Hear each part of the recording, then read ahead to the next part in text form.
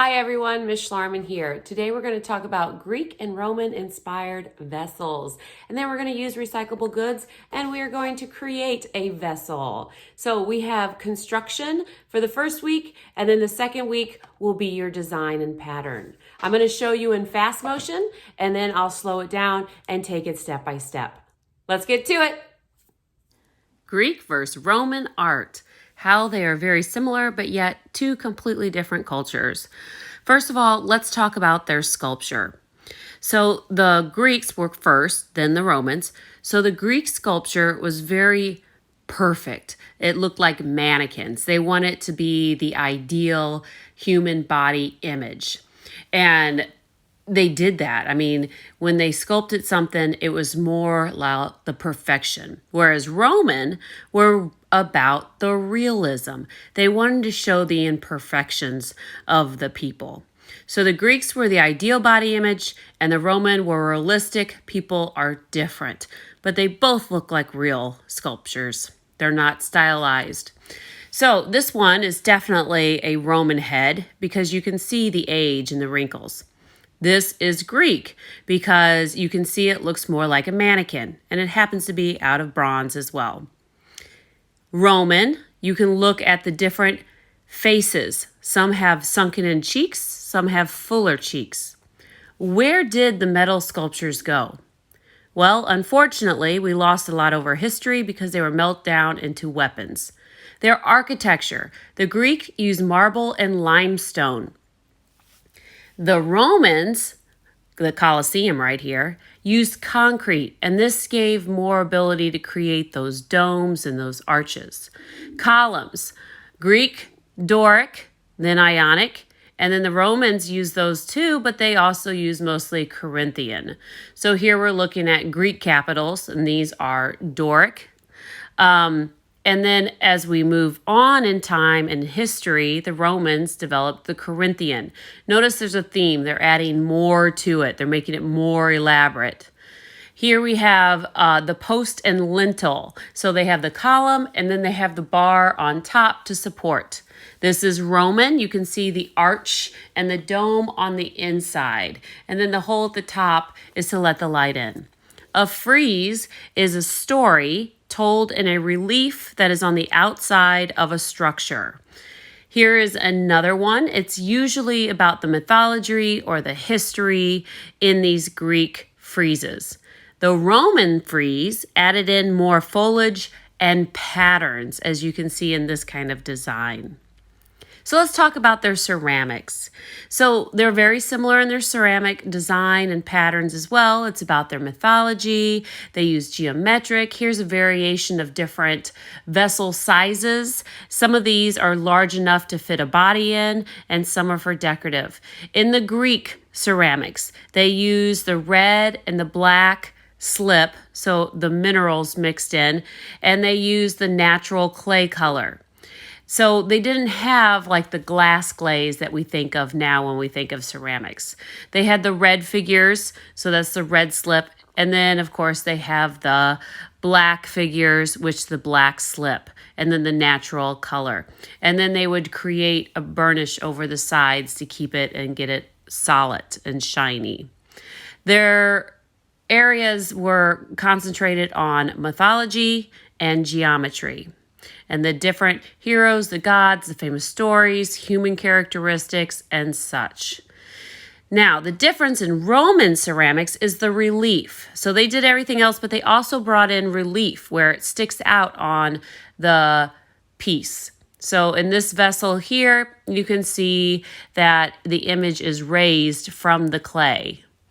This one, you can see how they added on those swoop design to it with scoring and slipping. You can also carve into it to create that relief as well. Let's talk about our project.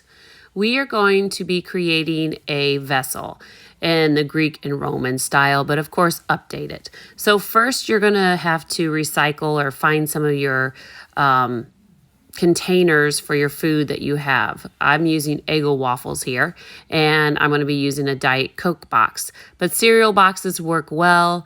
All of them that you can have. It's that thinner cardboard, not the super thick cardboard. Then what we're going to do is we're going to basically create a pattern of a vessel that is symmetrical. And we're going to be cutting out a front, a back. We're going to be creating the sides. And then we are going to be attaching the sides to the front and the back of the vessel. And then letting it dry. And then we are going to be decorating it. So the one you're looking at here in fast motion, I have already had the one side and I'm adding in the edges, and then I'm going to put the top side on it to glue it all together.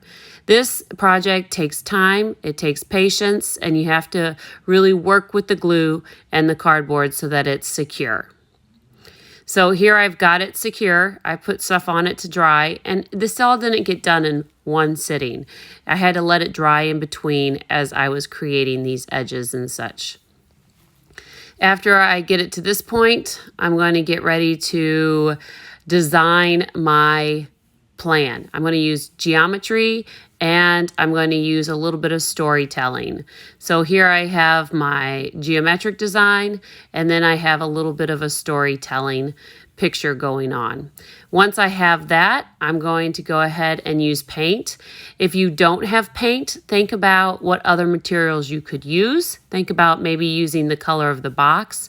Think about if you have a really cool design on your cereal box and you want to use that character in your story, you might want to think about cutting that picture out to be used in it. So here all I'm doing is I'm painting a solid pink, and now I'm coming in with my designs and I'm using the colors.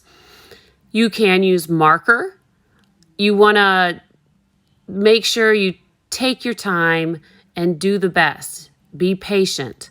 So after you watch this, I'm going to slow it down. Here's our Greek and Roman inspired vessel.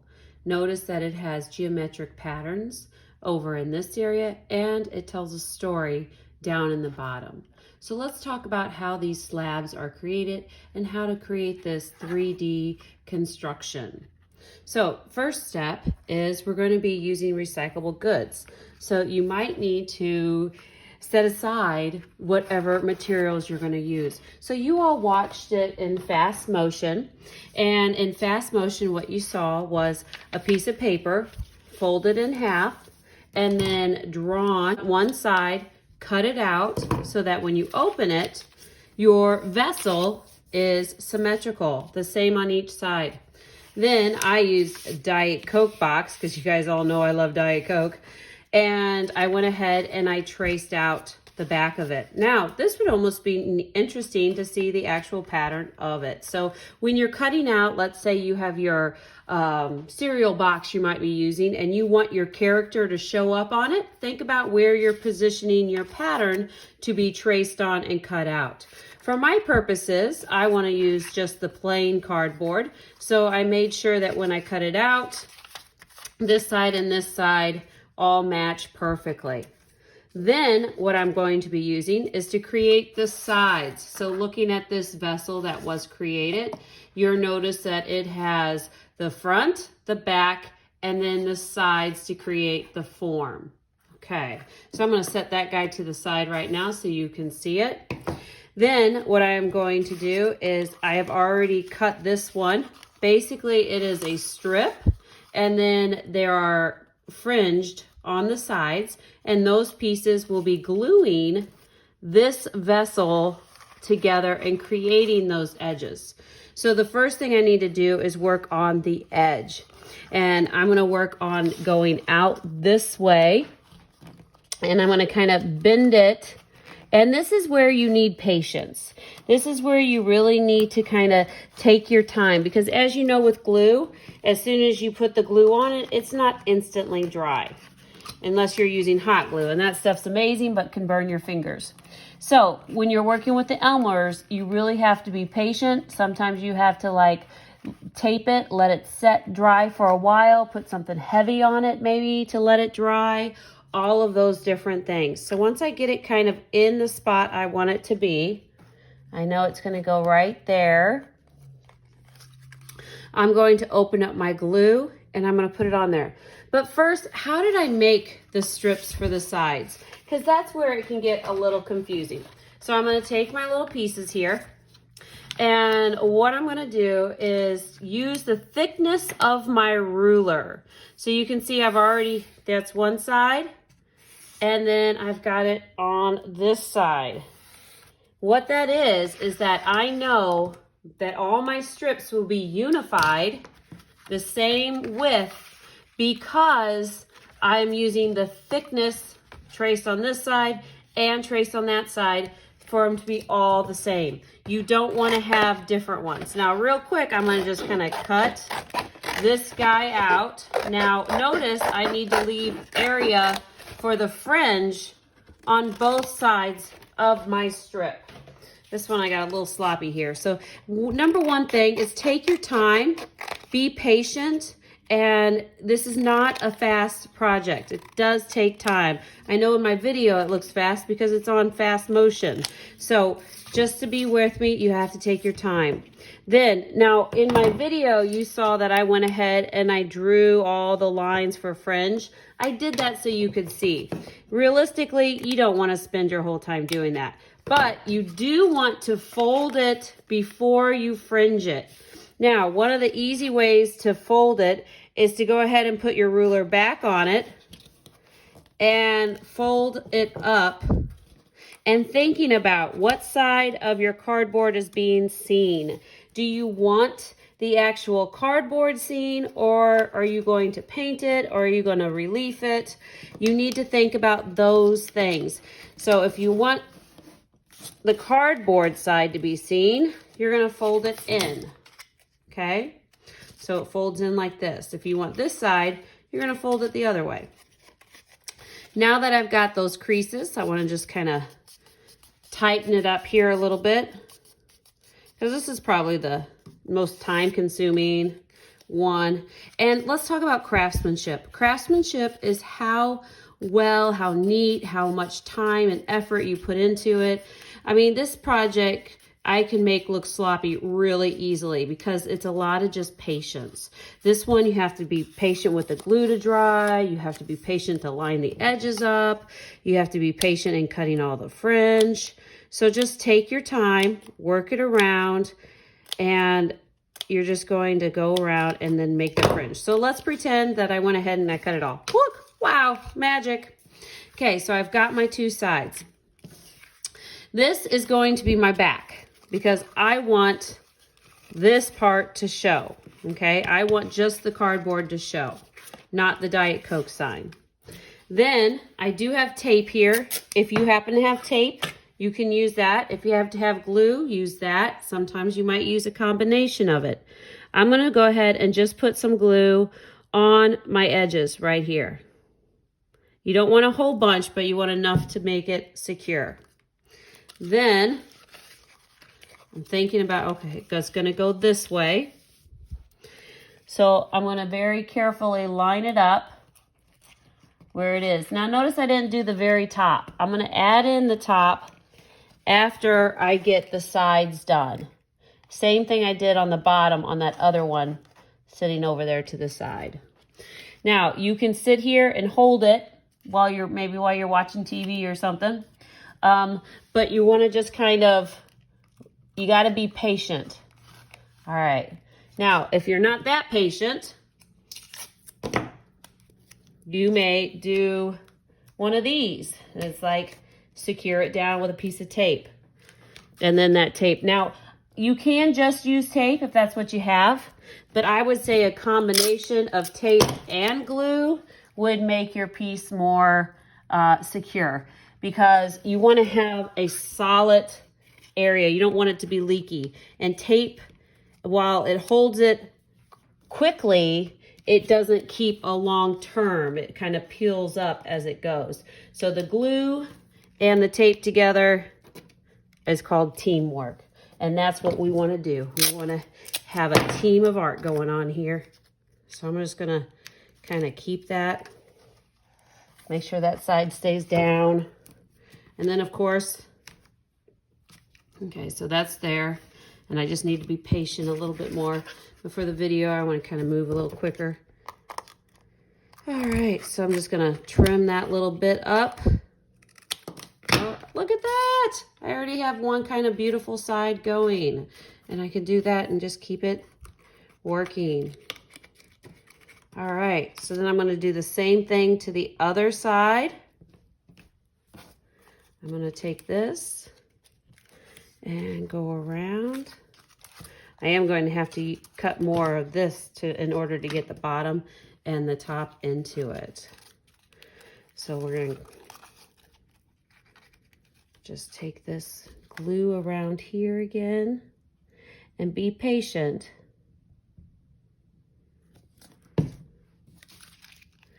I might slow down the video and let this pop up so I can get this real quick. All right, so let's talk about Greek and Roman ceramics. So first of all, they were very similar in most of their art, but they were also very different in their art as well. Before I start to do this edge here that I did and this bottom one down here to put the bottom in, I'm going to go ahead and I'm going to put this top layer in. So I don't want to see that. So you need to consciously know what side you are showing and where and how. So I'm putting the glue on this side. All right, so it's coming around. So what are we talking about? Oh yeah, Greek and Roman art. Greek and Roman art are very similar, but then again, they're completely two different cultures, and they need to make sure that we don't get them confused and lump them in as the same. So in their pottery, the Greeks, and they came first, so they're older, used their mythology and they used slip. And then the Romans still used all of that, but they added relief into their artwork as well. And a relief is when it pops out a little bit on the edge. So while this is painted, this one, I'm going to give it a relief in my design. But first, I'm just focused on trying to get the glue to be in there. So one of the things I might do in here to be patient is I could put something heavy on top of it to let it dry, and I can just like go and, you know, do something else while I'm waiting for it to dry. You can use your like a pencil or a stick to put in there and like push those sides down so that they're level in your edges, because once again, it's all about that craftsmanship. We want it to look good. And I'm using a little bit of tape here just to kind of help hold, because I don't have that many fingers. And I'm going to do the same on the other side. And then get it going. All right. And then I can always trim up this stuff later. I'm just going to put it there for now so that it's secure. And I've got this one right here secure. This is what I'm going to do. I am going to put something heavy on the top, not too heavy to where it's going to squish my cardboard, just a little bit so that this one's popping out. I'm going to take this tape off later so I don't have edges. I'm just going to put that right there just to hold it in place like a vise. And then I'm going to put this glue bottle back on it to hold it. All right, I'm going to stop my video and I'll come back after that dries. So I let that dry a little bit. So I've got my edges coming around here. I want to go ahead and put my bottom on. So in order to do that, I'm going to have to first measure it and figure out the sides. So the shape of it, I need to make this slanted, okay? And of course, this side needs to be slanted. Okay, so it fits in. And then I need to, oh yeah, it fits in perfectly.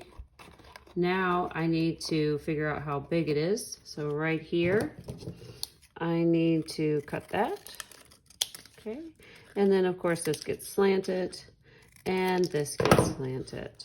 So I'm going to put that in here. All right. And then of course, I make sure it fits. It fits.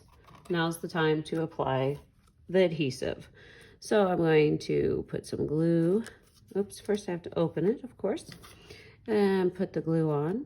And once again, remember, this is about patience and taking time. You might have to leave it, come back to it, leave it, come back to it, so that you can get it looking nice.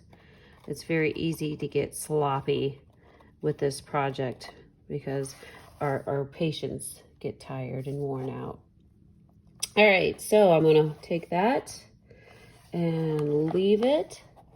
And the best thing to do at this time would be to put a little weight on it, like it works as a vise. I'm gonna take this inside and just kind of make sure that they are pushed down. If your hand can reach in there, all the better. And I'm gonna take that, make sure it's secure. Okay. And I'm gonna pause and come back. And we're back to let that dry a little bit. Let's go ahead, and I'm not spending like a whole day doing it. It's just really about 15 minutes to let it dry. I'm gonna go ahead and put in the edges here. So they're gonna come in from this angle and create that. So the first thing I'm gonna do is find the size, measure it, and of course I can always trim up what I need to after it is dried. So I've got these two, fits in just like so. Okay, so I'm gonna put the glue here. Oh, I keep forgetting I open and close. Open. And we'll add it in there. Now, in the back of your head while you're constructing this, you might want to start thinking about your design. What kind of geometric pattern do I want to use? Do I want to tell a story? What do I want my vessel to look like? What do I want it to be themed with? So once I have that there, I'm going to do it to the other side. And put some glue, and I'll put some glue on this. I'm going to add it in. You can see on the one that I made in fast motion that I kind of went with a kind of a love story theme. I always like a nice, good, happy love story. So they're coming around here. But now the Greeks and the Romans, they usually used their mythology, was their stories, like Hercules and Zeus and Poseidon. And one way I remember is that Roman mythology were the planets. So like Venus is the goddess of love, and in Greek, her name is Aphrodite. So while they're very different, they also have a lot of similarities. So here we have here. The Greeks were more about pleasing the gods, and Romans were in general more about the overall happiness of humans, or of the people in general. So here we have it. I'm going to give it some time and let it dry. So we're back after having this dry for a little bit, and now comes the planning. So before this one was created, we designed our plan. And this one I want to design more of a relief kind of style to it. So I'm going to kind of like draw out my idea, and your idea might change as you're working with it. You never know how things go. But like I said, I'm going to use a relief. So a relief is when it sticks up on it. So I cut out, and this works great if you don't have paint. So if you have paint at home, feel free to paint, or even if you have paint and you want to just use a relief to it, use this. So I'm still using the scraps of my Diet Coke cans to kind of like design and cut out these different ideas to it, and I'm going to glue them on, and it's going to have the relief in it and the design. So while you have different choices, the Greek were more about painting, the Roman were more about relief, where it pops up, it still tells a story, and it still used geometric patterns and design. So your challenge is to create a vessel that has got a interesting design or pattern created out of it with good craftsmanship.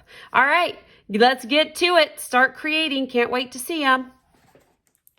Thank you all for watching the Greek and Roman vessel creation.